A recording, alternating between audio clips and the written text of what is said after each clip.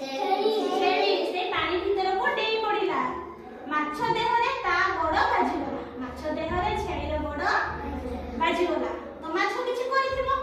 ମାଛଟି ରାଗରେ ଗରଗର ହୋଇ ଛେଳିର ଗୋଡ଼କୁ କାମୁଡ଼ି ଦେଲା। ମାଛଟି ବହୁତ ଜୋରରେ ରାଗିଗଲା ଛେଳିର ଗୋଡ଼ ବାଜିବାରୁ।